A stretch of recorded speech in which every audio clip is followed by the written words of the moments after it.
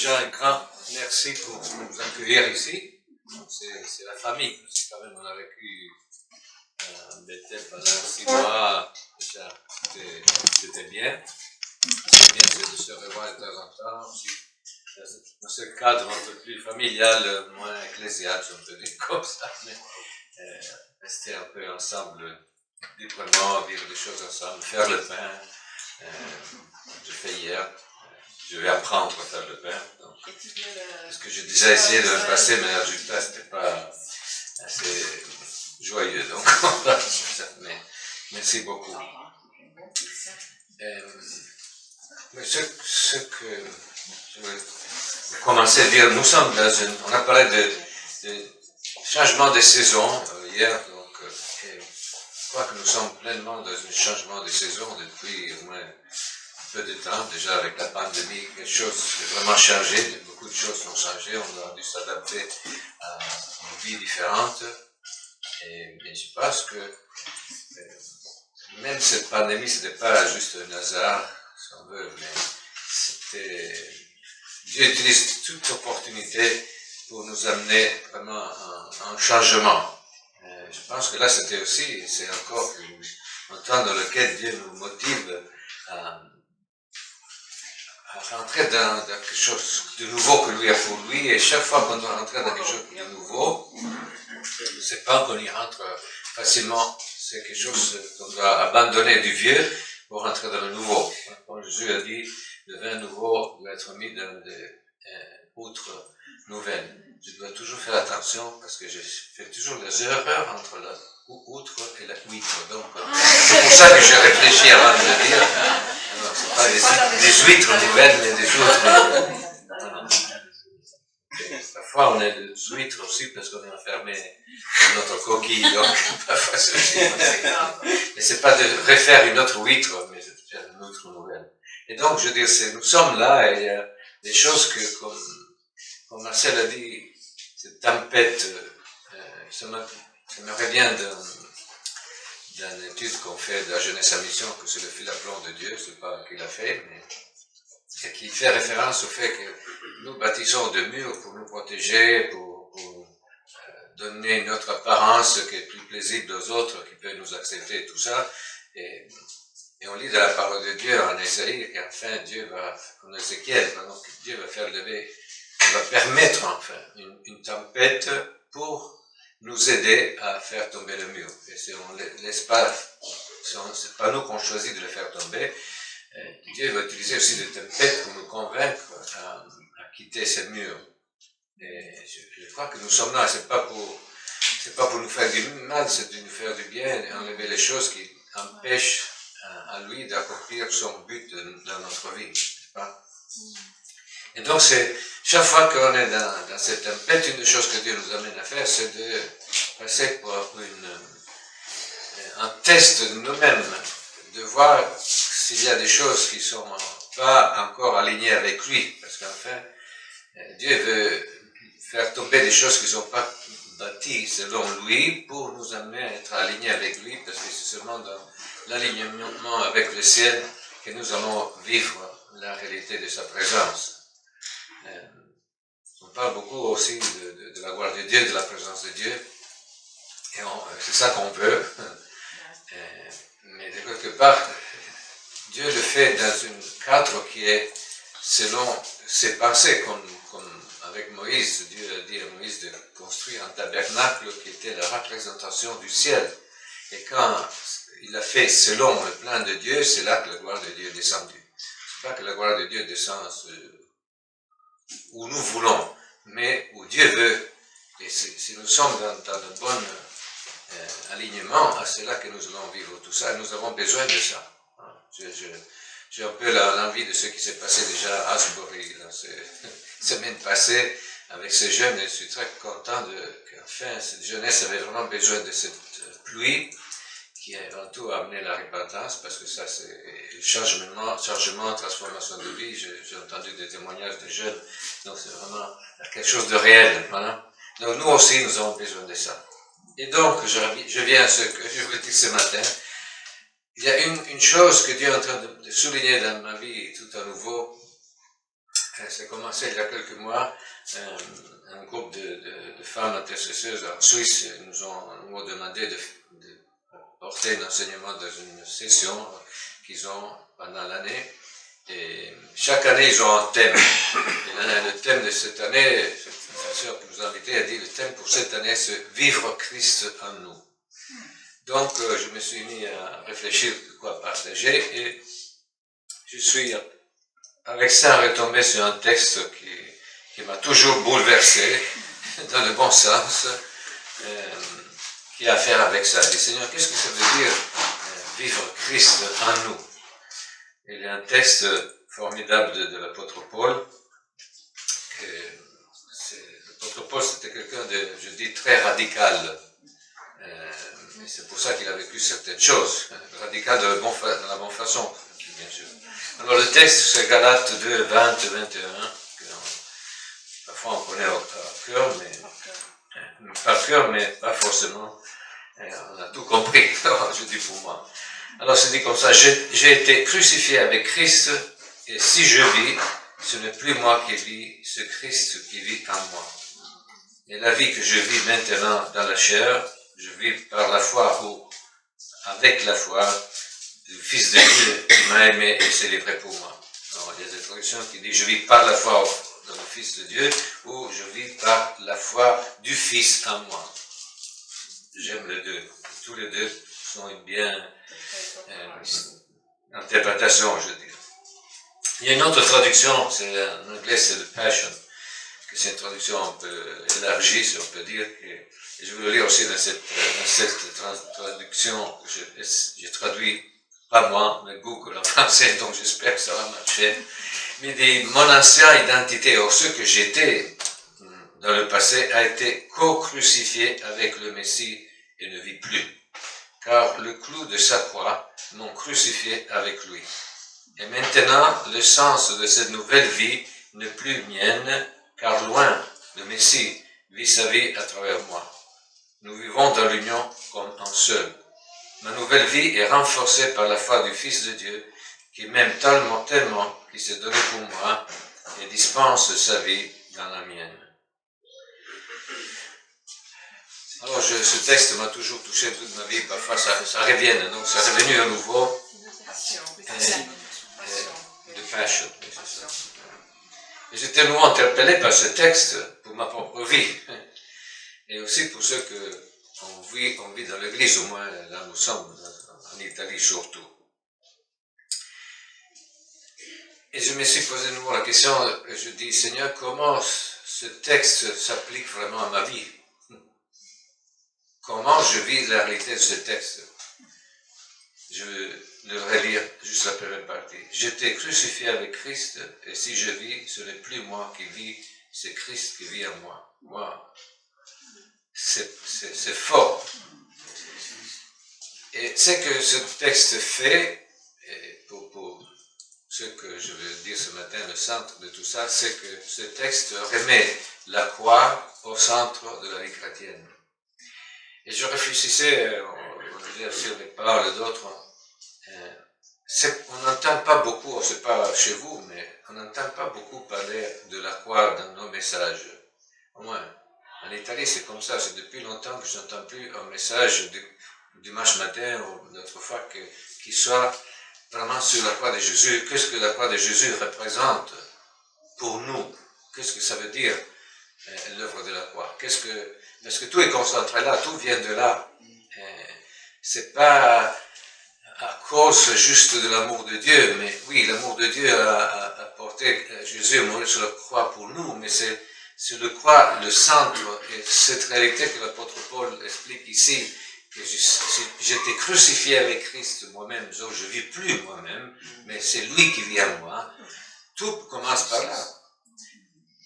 Et je dis, comment c'est vrai pour moi? Combien je réalise le fait que j'étais crucifié avec lui, donc je suis mort, il n'y a plus rien à moi.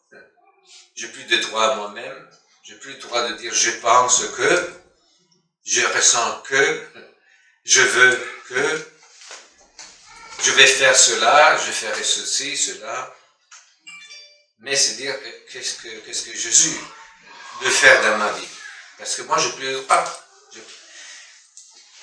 Et je réfléchissais que quand j'acceptais Jésus dans ma vie, j'étais jeune, j'avais 17 ans. Moi, j'ai grandi dans une église évangélique entre deux pages de la Bible. Même, comme je dis, si le Saint-Esprit était parti en vacances après qu'il avait écrit la Bible, et ça c'est notre histoire. Dans cette église. Dans cette église-là, on a grandi. Donc, voilà. C'est comme si le Saint-Esprit avait fini son œuvre, quand il avait écrit le livre, après, bonjour, maintenant vous vous débrouillez. C'est ça que je vivais, on vivait là-dedans. Donc après, on devait se débrouiller, nous, en suivant le manuel, comme les petites marmottes, je sais pas, scout, je sais pas comment dire.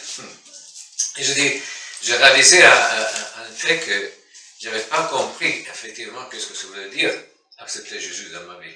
C'était pas clair que c'est accepter Jésus dans ma vie, ça voulait dire que je devais accepter d'être crucifié avec lui et que je devais permettre à lui de vivre maintenant et pas moi.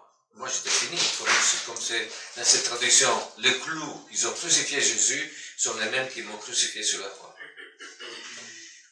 Et c'est passé un peu de temps avant de comprendre tout ça. Parce qu'après, bon, on commence à vivre comme si les choses étaient bien, mais à faire de court dans le chemin que les choses ne marchaient pas assez bien comme cela. Je veux dire, c'est pas, accepter Jésus, c'est pas seulement accepter le Sauveur. C'est pas accepter qu'il est mort pour nous, on va pas en enfer, on va au ciel.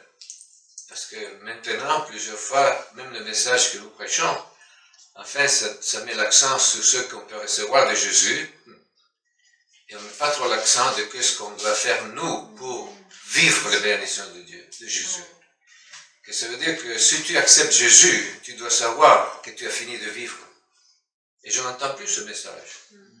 À moi, c'est pas chez vous, mais en Italie c'est comme ça. On prêche une évangile. Viens Jésus, tout va bien, frère. Et moi pour toi, fais cette prière, Jésus accepte, maintenant tu es fils de Dieu, tout va bien. Et les gens ils commencent à marcher, et c'est le tromperie, frère et soeur. Parce qu'après, les gens ils se posent la question pourquoi ça ne marche pas.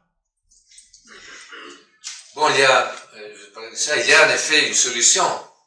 La solution, c'est de vivre dans une vie religieuse dans laquelle on pense qu'on vit la réalité, mais en fait, on vit le faux. Ça, c'est pas une bonne solution. Et c'est pas une bonne solution. Mais depuis que ça marche un peu comme ça, avant, Paula parlait des habitudes. Il y a beaucoup d'habitudes dans lesquelles nous sommes rentrés, on se rend même plus compte si c'est du vrai ou pas. La seule façon de connaître si c'est du vrai ou pas, c'est en regardant aux fruits. Parce que les fruits de la vie chrétienne sortent seulement d'une vie qui est centrée sur Jésus, pas juste parce que nous sommes sauvés, Dieu nous aime. En effet, ce que je réalisais, c'est qu'on est devenu tellement concentré, focalisé sur nous, et on a perdu la vue de la croix. Et on l'a enlevé, c'est comme la perspective. On n'est plus focalisé sur Dieu et sur ce meurtre, on est focalisé sur même ce que Dieu nous donne, ce qu'on va nous donner, ce qu'il va faire de notre vie, le bien qu'il va nous faire, mais en fait, c'est pas ça le message. Le message dit, si tu veux vivre quelque chose de nouveau, avant tout, tu dois mourir. Et en effet, le baptême, enfin, serait ça, je veux dire. L'apôtre Paul dit en Romains, quand vous êtes baptisé dans sa mort. Vous avez dit, c'est fini pour moi. Et quand je sors de là, c'est plus moi qui vis, c'est lui qui vit en moi. Est-ce que c'est ça encore l'évangile qu'on prêche? Moi, je ne l'entends pas autour de nous.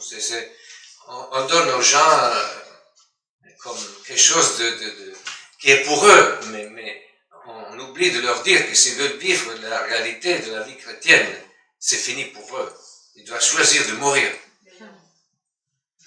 Et ça, on ne le trouve plus. Je dis, Seigneur, il y a quelque chose qui ne marche pas. On est devenu tellement conscient de nous et très peu conscient de Dieu, de ce que lui veut faire et que ce que lui il a fait, et surtout sur l'œuvre de la croix.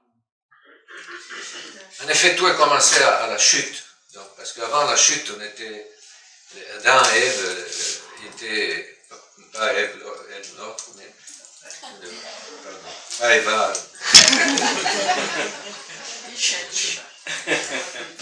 Donc, il avait seulement une conscience de Dieu. ils n'avaient pas une conscience d'eux-mêmes par eux-mêmes. Ils savaient qu'ils étaient en étant concentrés, focalisés sur Dieu, parce que c'était lui le miroir dans lequel ils se reconnaissaient. Mais après la chute, tout est changé. Nous avons perdu cette focus sur Dieu et on s'est concentré sur nous-mêmes. En fait, on a choisi notre indépendance et on a commencé à se focaliser et à devenir de plus en plus conscient de nous, de nos besoins, de nos faiblesses, de tout ça, et on a perdu la conscience de Dieu. Et on a commencé à vivre, en effet, sur la force de notre âme, donc de ce que je pense, de ce que je sens et de ce que je veux. Moi, je me gère. Merci Seigneur, tu m'as sauvé, mais je gère ma vie, je pense ça, je crois ça, tout ça. J'ai fait mes projets, mes programmes. Je pense que Dieu nous amène à retourner, à focaliser notre regard sur la croix et se poser la question, est-ce que quand j'ai accepté Jésus, j'ai accepté de mourir et d'être crucifié avec lui? Quel message de l'évangile vous avez reçu? Moi, je sais que ce que j'ai reçu.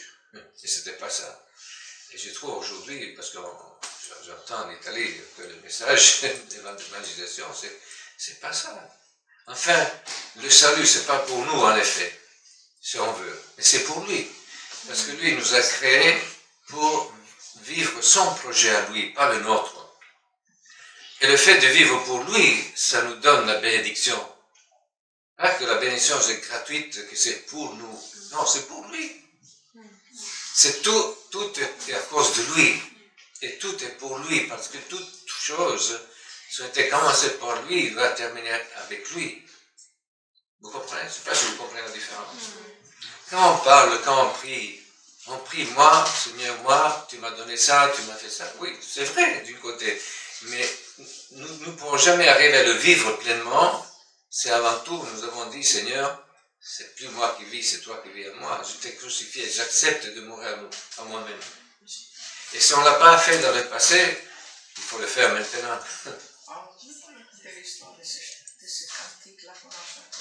Oui, c'est comme ce chant-là. Je vais revenir à la vraie louange. À l'adoration. En fait, c'était un groupe de louange. C'était l'Afrique du Sud. Donc, c'était un groupe exceptionnel à niveau professionnel, soit de musique, soit de chant, tout ça.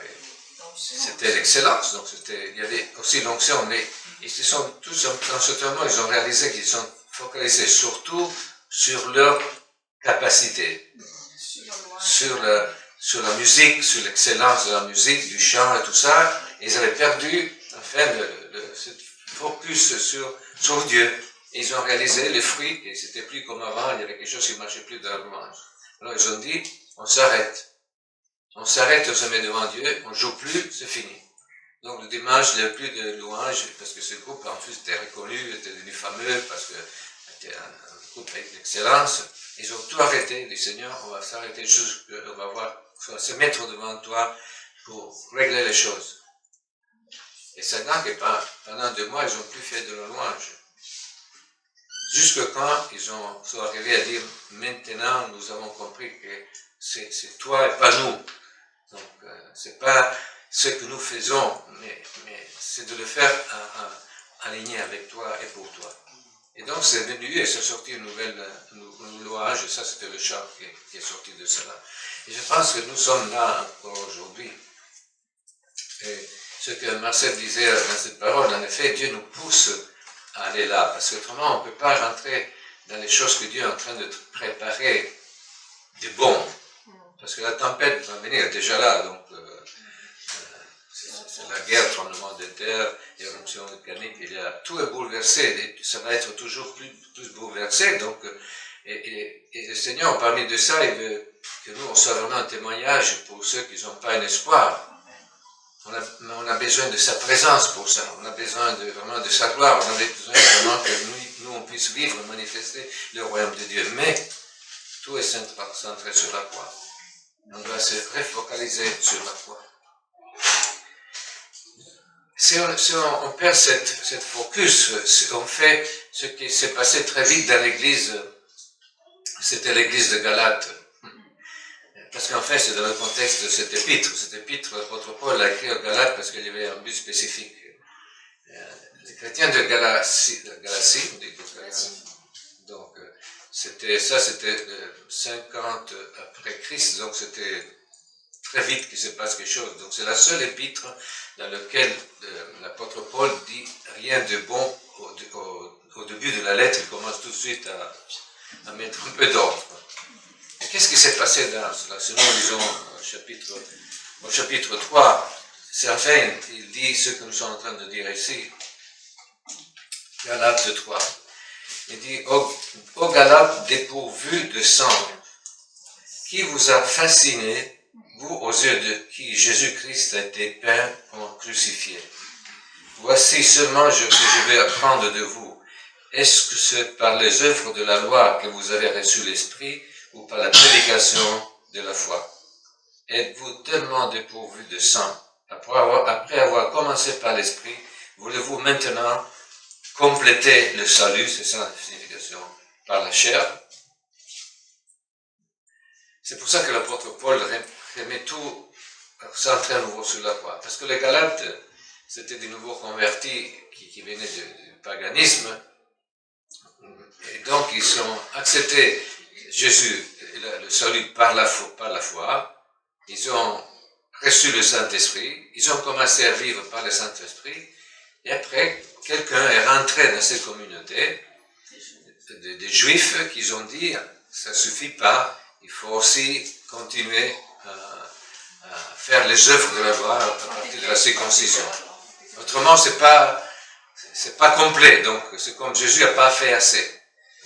Et donc, ils ont commencé à essayer de faire les choses avec leur force et avec leur capacité pour accomplir leur salut.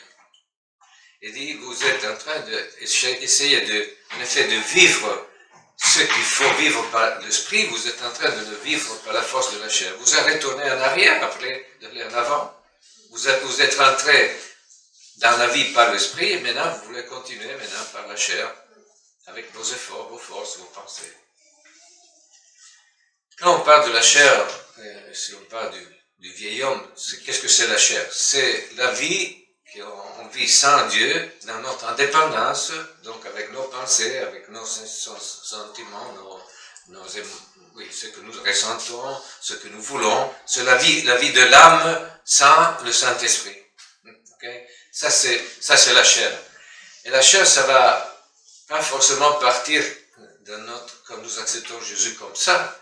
La chair, pour la quitter, il faut la crucifier. Après, il le dit au chapitre 5, pour l'apôtre Paul, si nous avons vraiment accepté Jésus, nous avons crucifié la chair avec ses désirs et ses passions.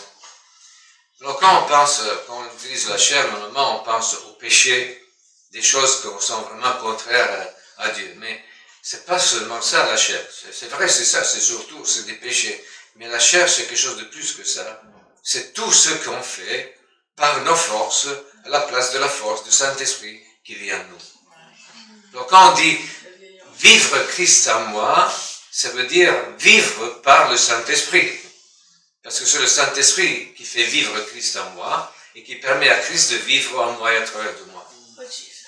Mais si c'est pas ça la réalité, je peux vivre ma vie chrétienne toujours avec la chair.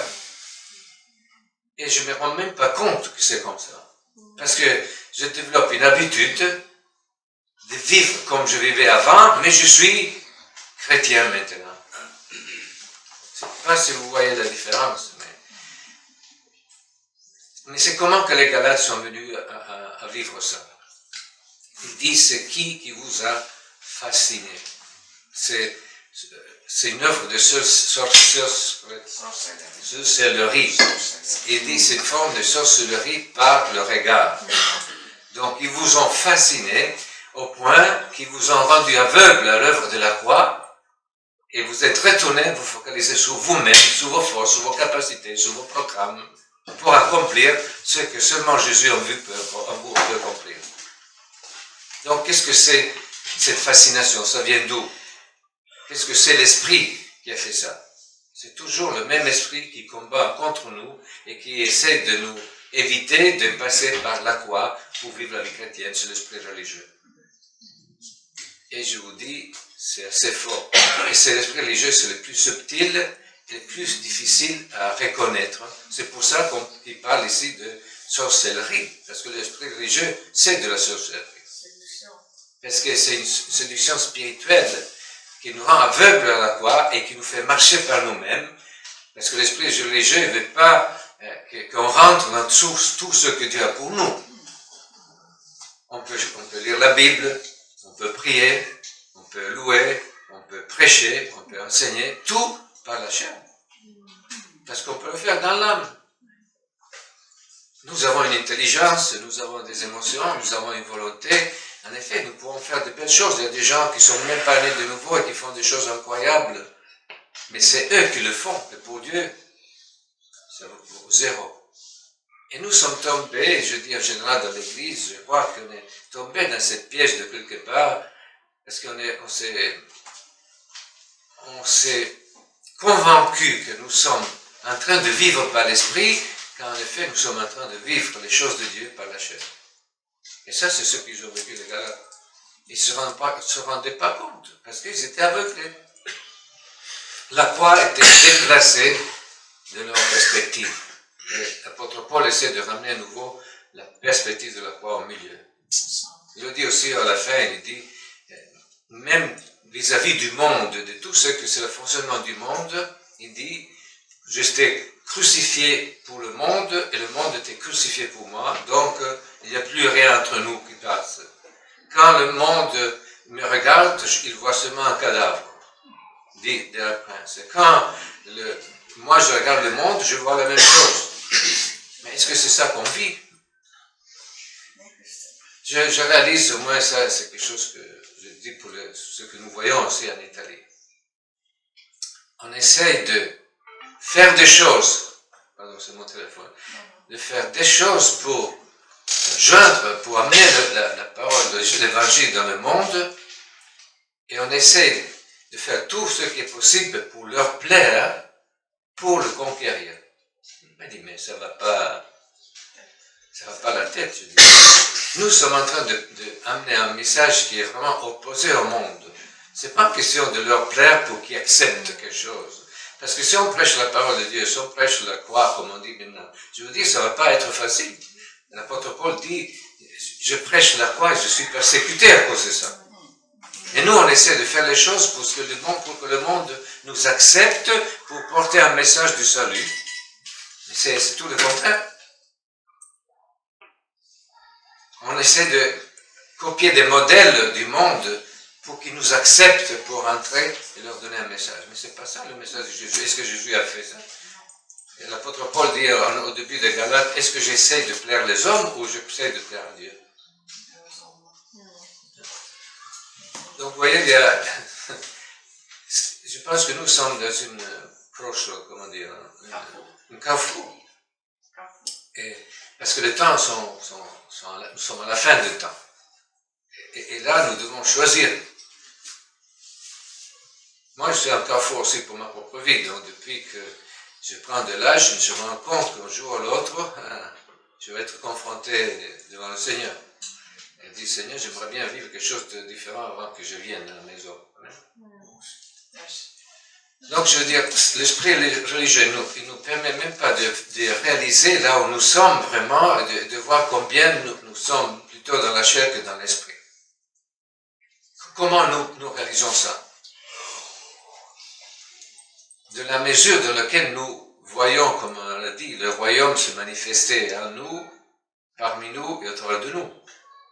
De combien de la gloire de Dieu, de la présence de Dieu, nous voyons ou nous ne voyons pas.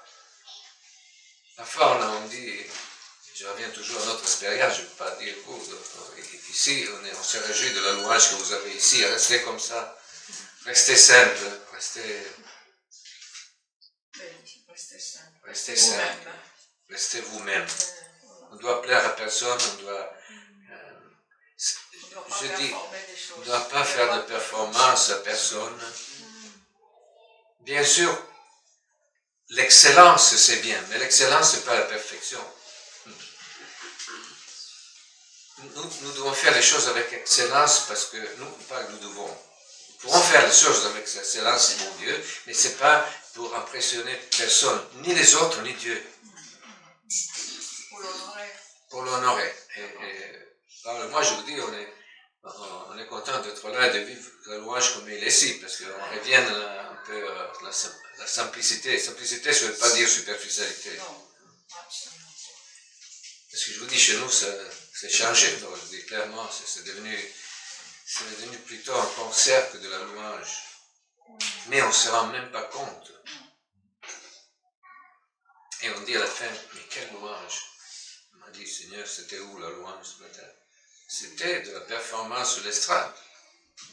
Heureusement, vous n'avez pas d'estrade, même pas de nouveau. Nous, on a vraiment une estrade avec plein de lumière, de trucs, de machin, mais à la fin, c'est ça qui reste. Et c'est pas ça.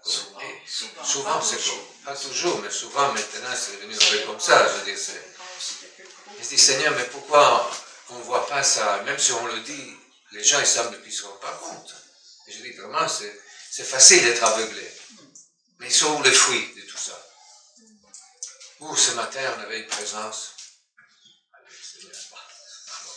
Soit s'il y a quelque chose qui ne marche pas. Je dis, si la présence de Dieu est vraiment là, comme il aimerait bien être, mais nos vies seraient transformées avant de sortir, on ne serait plus le même, guéri, transformé, libéré, ressuscité, pas forcément physiquement, mais il y a plein de choses qui doivent être ressuscitées dans notre vie, revivifiées, n'est-ce pas?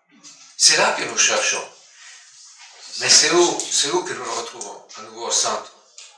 Quand la croix est au centre de notre vie.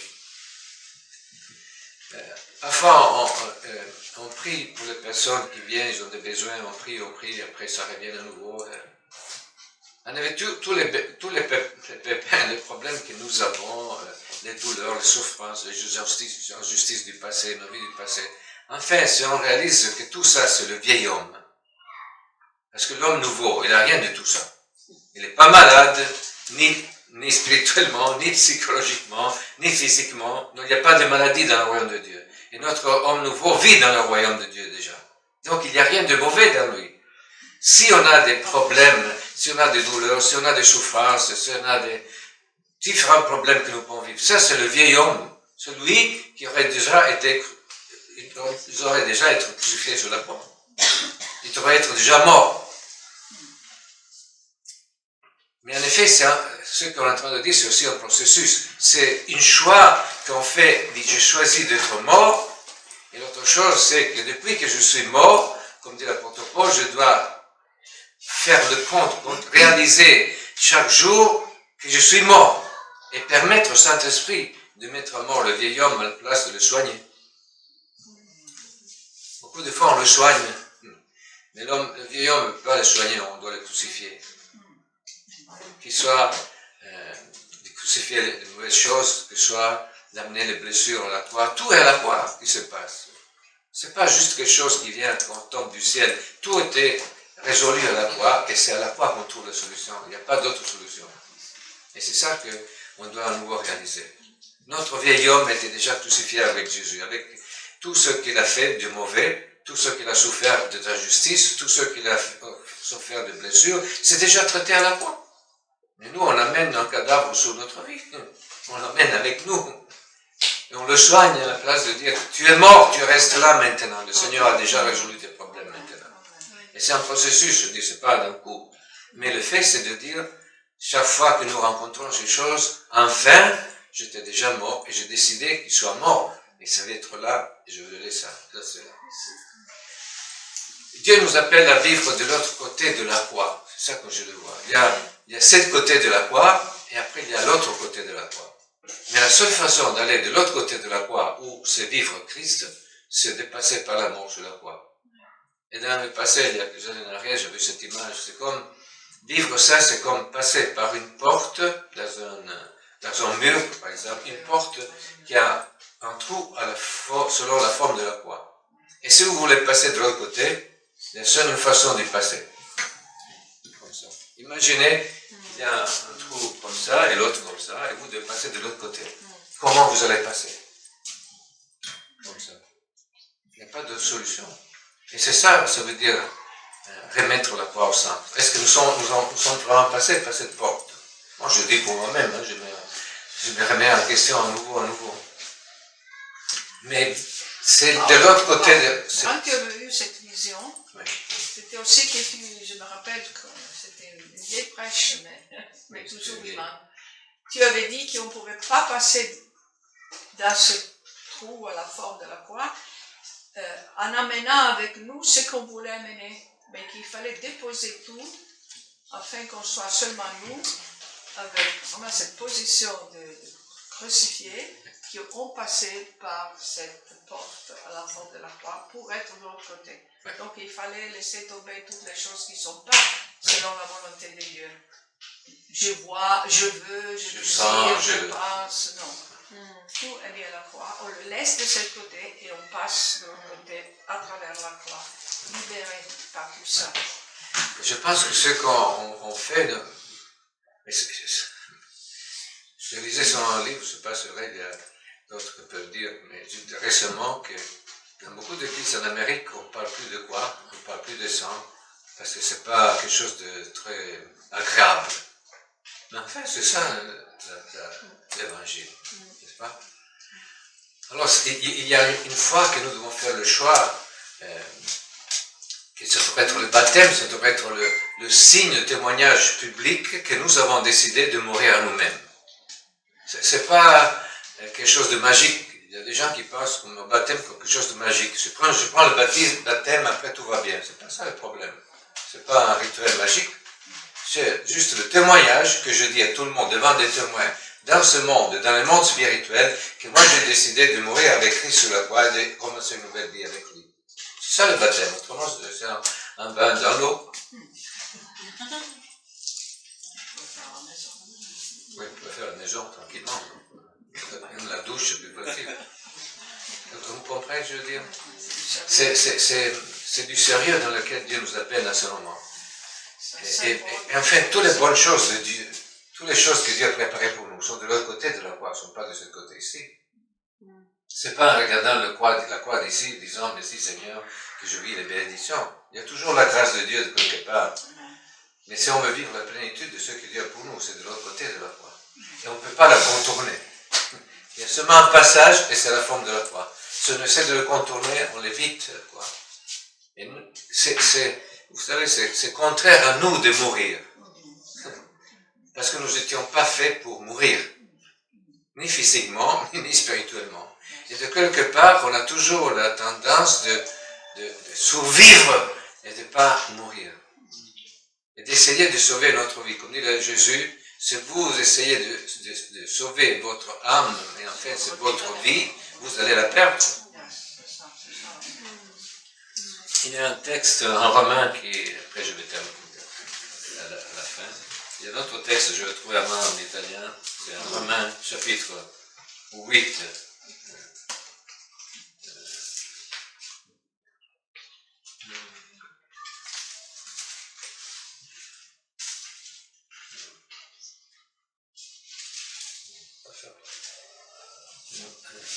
Ah oui, c'est Romains 8, je vais chercher aussi en français maintenant. Ma Bible 8, chapitre 8, verset 12, pardon.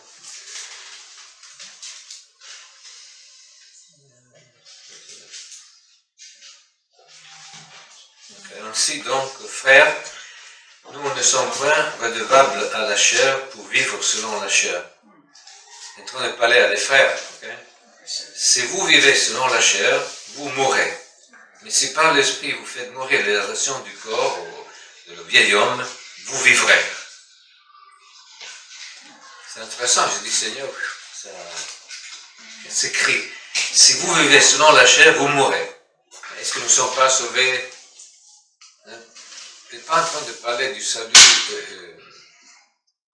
dans le sens de mourir pour l'éternité ou d'être... Il est en train de parler de mourir dans cette vie. Parce que si le vivre est Christ, vivre par la chair, c'est la mort. C'est pas vivre. C'est pas vivre. Donc c'est comme être mort quand même.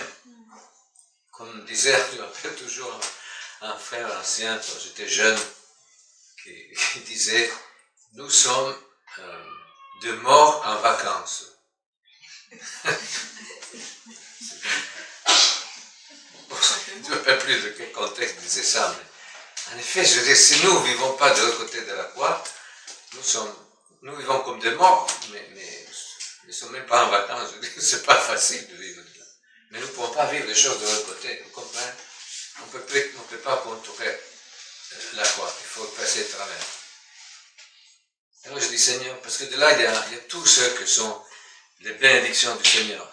C'est un exemple de la parole de Dieu, vraiment je vais terminer.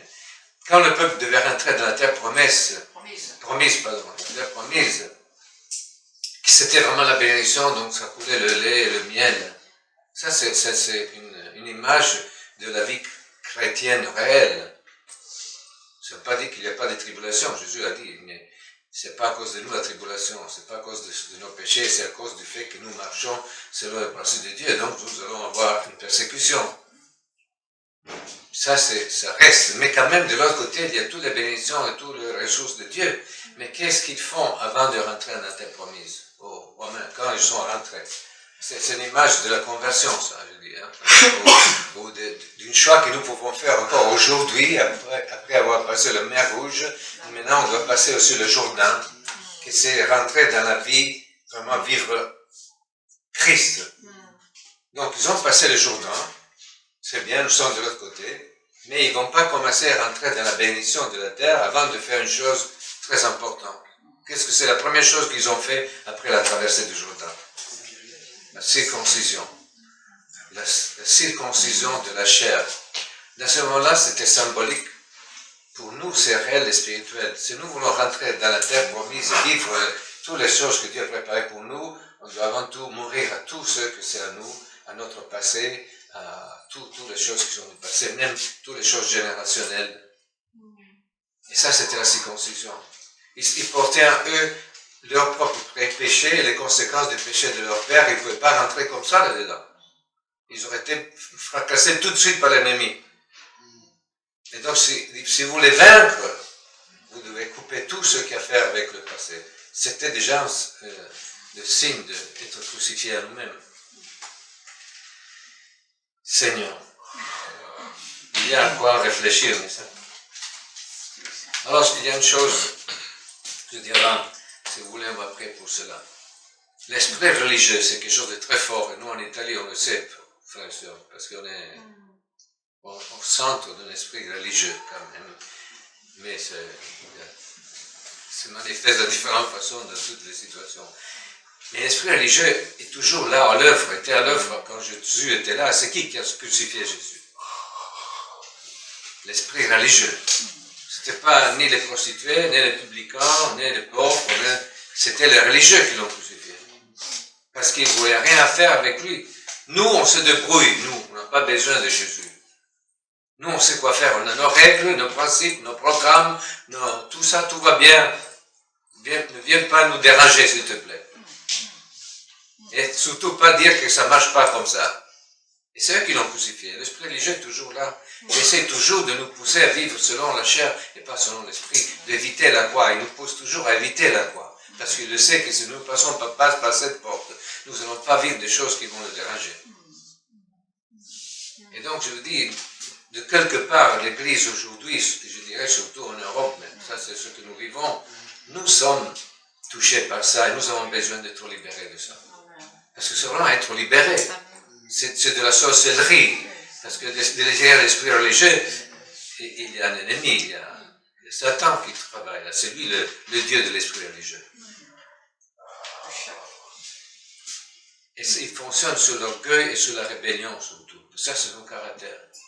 L'orgueil. Moi, je suis bien. Moi, je suis d'accord. Pas content. Ça, c'est notre histoire. C'est la rébellion.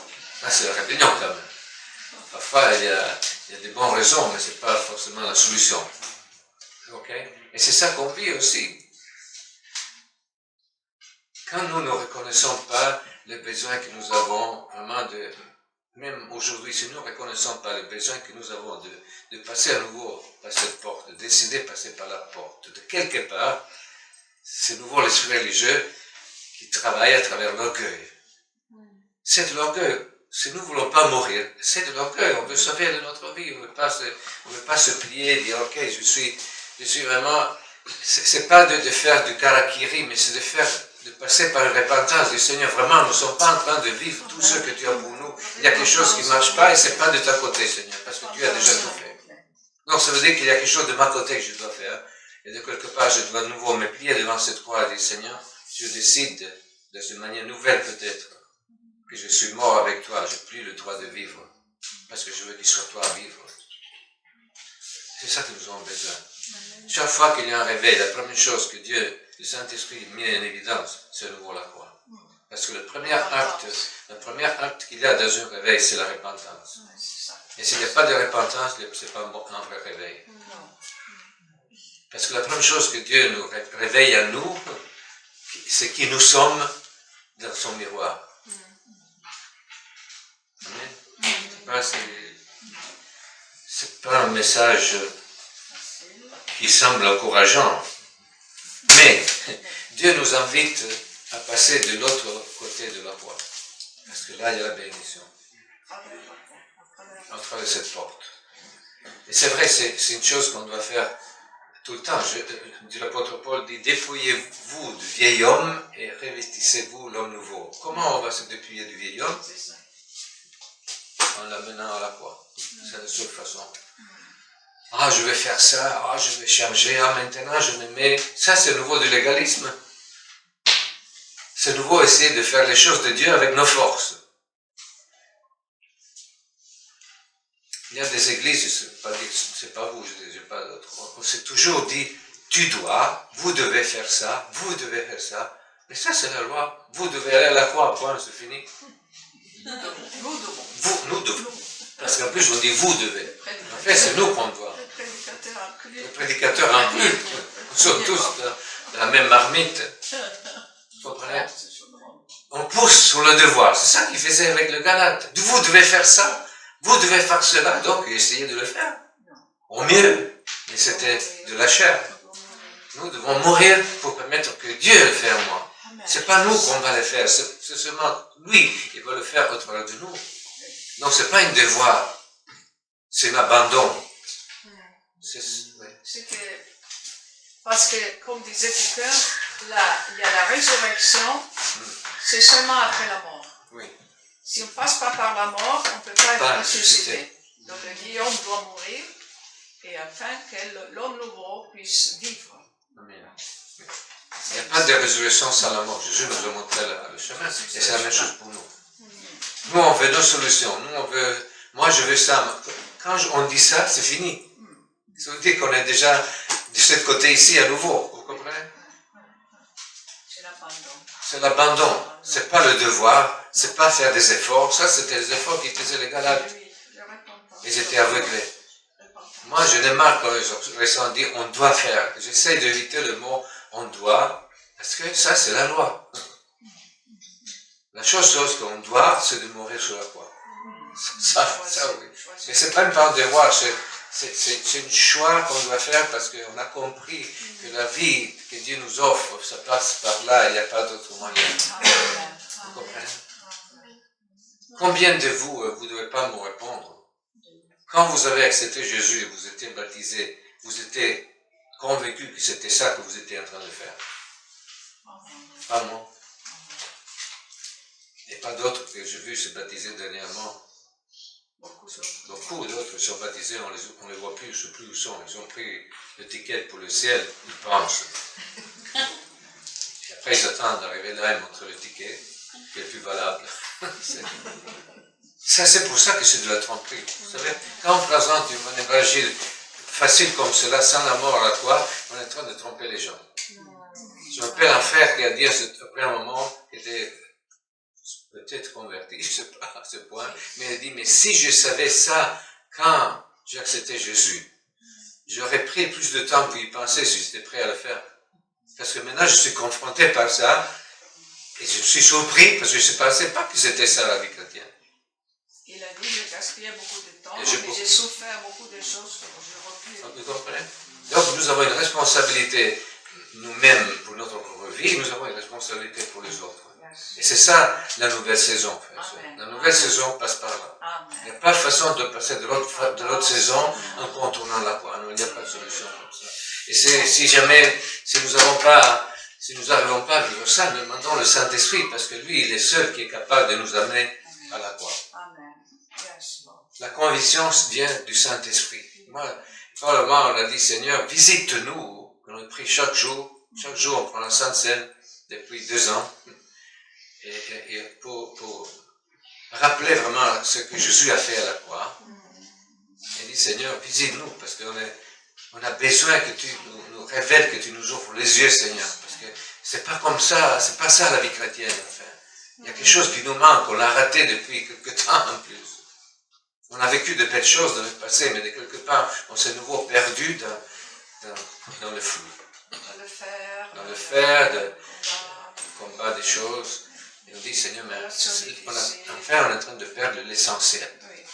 Et l'essentiel, c'est de vivre pleinement le royaume de Dieu. Le royaume de Dieu, c'est le salut vraiment, c'est la justice de Dieu, c'est la paix et la joie dans le Saint-Esprit, c'est la guérison, la délivrance et la résurrection. Ça, c'est le royaume.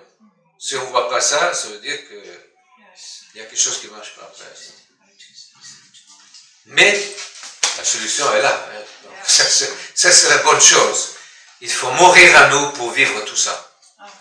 Et dit Seigneur, moi je dis pour moi, parce que c'est depuis quelques mois que je réfléchis sur ça. Seigneur, amène-moi à la croix, Seigneur. Amène-moi à m'abandonner à ça.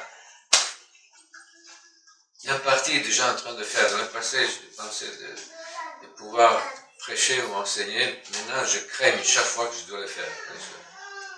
J'ai honte de dire, Seigneur, comment je peux faire ça, Seigneur? Qui suis-je, Seigneur? C'est qui le fait? La honte dans le sens de dire, je ne sens pas à l'auteur. En effet, c'est vrai. Personne de nous est à l'auteur de faire les choses de Dieu. Personne. La seule chose pour faire les choses de Dieu, c'est vivre Christ en nous. Combien de Christ les autres voient en moi? Combien de Christ les autres voient en nous? Quand ils nous regardent, est-ce qu'ils voient vraiment Christ vivre? Le dit Seigneur, wow. Enfin, ça c'est le tout de la vie chrétienne. Il ne doit pas voir nous. Nous, on doit, comme dit Jean-Baptiste, moi je dois descendre, lui il doit grandir. Ça veut dire qu'à ce moment, il ne sait même pas que nous sommes là, parce que c'est Christ qui prend la place. Waouh! Nous avons un estrade, je m'en termine, un estrade dans notre église, dans l'estrade de prochain. Et j'ai décidé que je ne veux plus prêcher sur cette estrade. Parce que ce n'est pas ma place. Place, c'est pour Jésus. Alors je dis, Seigneur, déjà j'ai choisi de prêcher en bas, au niveau des autres ici. Parce que nous sommes tous les mêmes, comme ici. Et un jour, peut-être, je vais faire comme Heidi Beck, je vais prêcher en genou. Oui, c'est pas une question à nouveau de devoir. Non. Si maintenant je choisis de prêcher dans le genou, ça ne sert à rien. Mais si je le fais parce que le Saint-Esprit me fait commande de faire, je peux le faire. Ça dérange parce que chaque fois, il doit descendre le pupitre à l'église pour moi. Pas de problème. Mais je ne vais pas rester là debout en haut pour dire, ah, ben, je suis sous le cadre de Moïse. Comme dit Jésus. Vous comprenez? Amen. Est-ce que ça vous dit quelque chose? La vie chrétienne, c'est ça, c'est pas toujours. C'est de reconnaître où nous sommes de choisir.